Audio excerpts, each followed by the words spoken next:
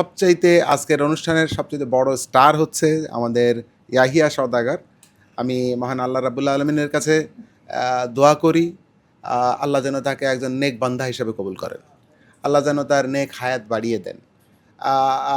এবং সেই সাথে আমাদের এই কার্যক্রমে আসলে সন্তান দেবার মালিক আল্লাহ, এই ব্যাপারে কোনো সন্দেহ নেই।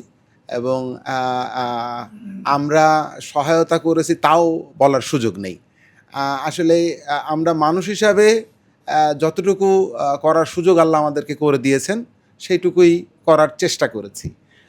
সেই জন্য সেই চেষ্টাটার কারণে আমি ডাক্তার শান্তা এবং তার সমগ্র টিমকে আন্তরিক অভিনন্দন জানাই। এবং পাশাপাশি আমাদের এই হসপিটালের বাকি আর যারা সাপোর্টিভ রোল প্লে করেছেন তাদের সকলকেও আমার আন্তরিক অভিনন্দন জানাতে চাই। এটা আসলে আমাদের যেই কি বলবো যে বিভিন্ন সঞ্চয়ের বা আমাদের যে অর্জনগুলি, সেই অর্জনগুলির মুকুটে আরেকটা নতুন পালক। আমাদের সকলের আন্তরিক প্রচেষ্টাই আমাদের বিআরবি হসপিটালের আজকের এই সম্মান, আজকের এই অর্ডার। আমার বাবার চাওয়া হচ্ছে যে আমরা একটা সুন্দর পরিবেশে সকলকে সেবা দিতে চাই, এবং সেটার টার্গেটটা হচ্ছে যে আমরা পেশেন্টের হসপিটাল টাইম কমাতে চাই। পেশেন্টের হসপিটাল টাইম আমরা কমাতে চাই। সেটা যার যতটুকু এফোর্ট দিয়ে করা সম্ভব আমরা ততটুকু সকলকে দিতে অনুরোধ করব।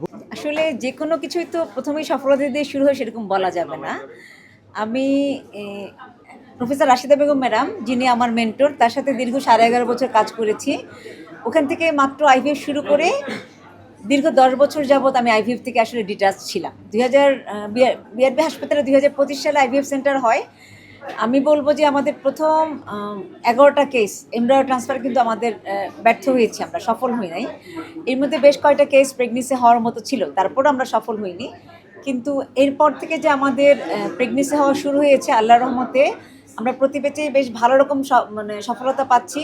ন্যূনতম সফলতা 40% দিয়ে শুরু হয়, আর মানে 60-70% পর্যন্ত, 75% পর্যন্ত অনগোয়িং প্রেগনেন্সি আমাদের হয়।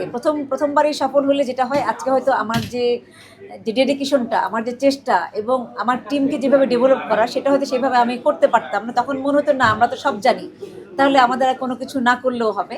যেহেতু আমরা মনে করি যে জানার, চেষ্টার এবং শেখার কোনো রকম কোনো লিমিটেশন নাই, সেজন্য আমরা প্রতিনিয়ত চেষ্টা করেছি নিজেদেরকে যত বেশি আপগ্রেড করা যায়, এবং আমাদের হাসপাতাল কর্তৃপক্ষ আমাদের সাথে ছিলেন। এই চিকিৎসা পদ্ধতি বাংলাদেশে যথেষ্ট ভালো সম্ভাবনা আছে, কারণ বাংলাদেশে যেটা হয়েছে, পপুলেশন অনেক বেশি থাকা সত্ত্বেও ইনফার্টিলিটি কিন্তু বাংলাদেশে প্রচুর, এবং বাংলাদেশ থেকে প্রচুর মানুষজন দেশের বাইরে যান।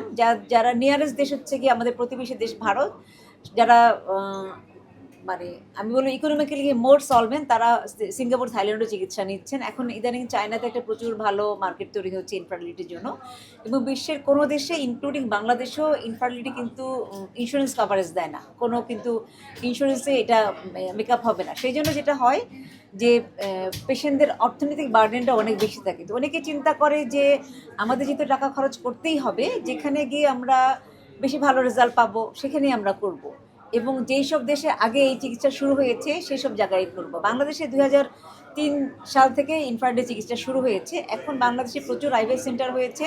আমি বলবো বাংলাদেশের যেসব ইনফার্টিলিটি পেশেন্ট আছেন তারা পূর্ণ আস্থা আমাদের এই সেন্টারের উপর রাখতে পারেন, এবং বাংলাদেশে এই বন্ধ্যত্বের ভালো চিকিৎসা এখন হচ্ছে। আমি আসলে বিআরবির প্রতি খুবই কৃতজ্ঞ। যখন 2024-এর শেষে ম্যাডাম আমাকে আইভিএফের জন্য করলো, মানে পরামর্শ দিল, তখন আমি খুব চিন্তিত হয়ে গেছিলাম যে আমি কোথায় যাব, কারণ এখনও বিআরবিতে এটা চালু হয়নি, আর এটা চালু হতেও আরও সময় লাগবে। আমাদের হাতেও সময় কম ছিল, যেহেতু আমার হাজব্যান্ড বাহিরে চাকরি করে, আমি একটু সময় কম পাই। তারপরে ম্যাডাম আমাকে আশ্বস্ত করলো যে 2025-এই ইনশাল্লাহ এটা চালু হয়ে যাবে। তো আমরা সিদ্ধান্ত নিলাম যে যেভাবেই হোক আমি ম্যাডামের কাছে আইভিএফ করব, সেটা যত বছরই লাগুক। তো আলহামদুলিল্লাহ বিআরবি আল্লাহর ইচ্ছায় খুব তাড়াতাড়ি সিদ্ধান্ত নিছে এবং এটা চালু করছে। আর এখানে যে আমি দাঁড়াবো এটা আমি কখনো আশা করতে পারিনি, এটা আল্লাহর ইচ্ছা। আসলে আমি খুব খুব বেশি কৃতজ্ঞ বিআরবির জন্য এরকম একটা সিদ্ধান্ত নিছে এবং আইভিএফ সেন্টারটা চালু করেছে। আলহামদুলিল্লাহ সেম ডেটে আমার এমব্রায়ো ট্রান্সফার হয়েছে, এবং ম্যাডাম যেদিন আমার বাচ্চার হার্টবিট আসে ম্যাডামের সত্যি মানে পুরো ইমোশন হয়ে গেছিলো ম্যাডাম, যে আমি যেটা না করে দিয়েছিলাম সেটা আল্লাহর মধ্যে পজিটিভ হয়েছে। তো জার্নিটা আসলে এত সহজ ছিল না, কিন্তু আইভিএফ করার আগে আমি বেশ কিছু মানুষের সাথে আলোচনা করেছিলাম যারা ইন্ডিয়াতে নিচ্ছে চিকিৎসা বা বাইরে নিছে। মানে আমার কাছে খুব ভয় লাগছিল যে এটা মনে হয় খুব কষ্টকর হবে, এটার জন্য অনেক স্ট্রেস হবে, কিন্তু আলহামদুলিল্লাহ আমি কোনো কিছুই টের পাইনি।